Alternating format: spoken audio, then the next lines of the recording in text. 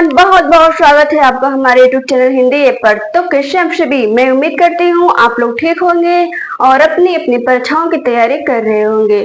तो आज का टॉपिक है हम लोग का समास के बारे में। ठीक है, तो स्टार्ट करते हैं।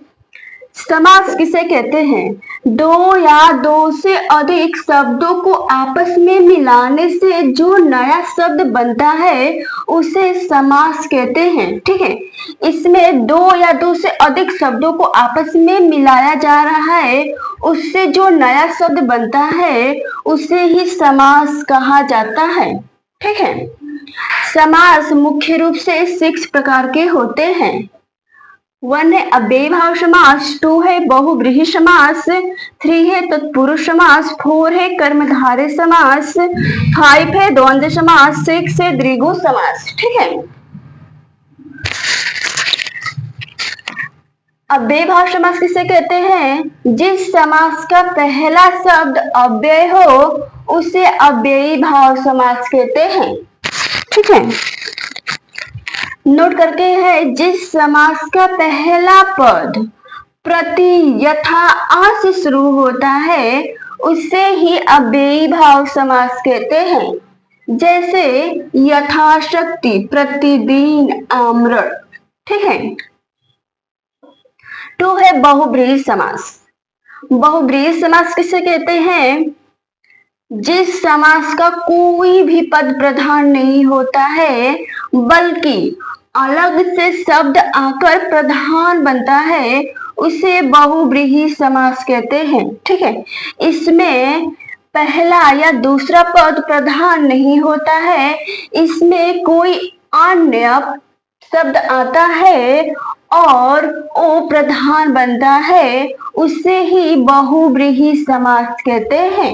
ठीक है, जैसे दशानन, दस है आनंद जिसके अर्थात रावण। ठीक है, इसमें रावण तीसरा शब्द आया है, उसे ही बहुव्रीहि समास कहते हैं। ठीक है, लंबोदर, लंबा है उदर जिसके अर्थात गणेश, गणेश तीसरा नया शब्द आया है, उसे ही बहुव्रीहि समास कहते हैं। ठीक है, समझ में आ रहा है?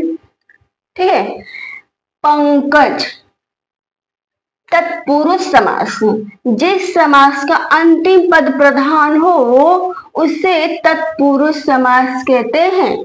ठीक है, नोट करके है, जिस शब्द में का, के, की, से, में, पै, पर, के लिए आता है उसे तत्पुरुष समास कहते हैं। ठीक है, जैसे राजपुत्र, दानवीर, स्वर्गवास। 4 है कर्मधारय समास। कर्मधारय समास किसे कहते हैं? जिस समास में एक पद विशेषण होता है तथा दूसरा विशेष्य उसे कर्मधारय समास कहते हैं। ठीक है, अब विशेषण और विशेष्य किसे कहते हैं? ठीक है, देखिए, जो शब्द संज्ञा या सर्वनाम की विशेषता बताते हो उसे विशेषण कहा जाता है। ठीक है, जैसे राम अच्छा लड़का है। ठीक है, इसमें अच्छा विशेषण हुआ और किसकी विशेषता बता रहा है? राम की। ठीक है, तो राम विशेष्य हुआ। ठीक है, जैसे महादेव, देवताओं में महान कौन है? महादेव।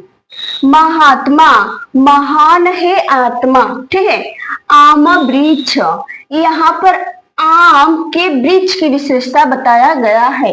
ठीक है, 5 है द्वंद्व समास। द्वंद्व समास किसे कहते हैं?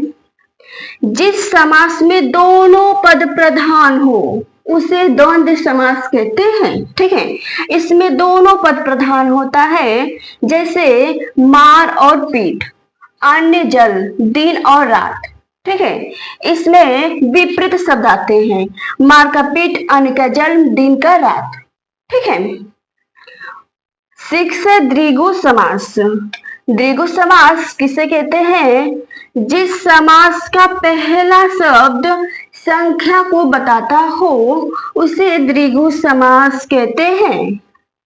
जैसे पंचपात्र त्रिभुवन चतुर्भुज।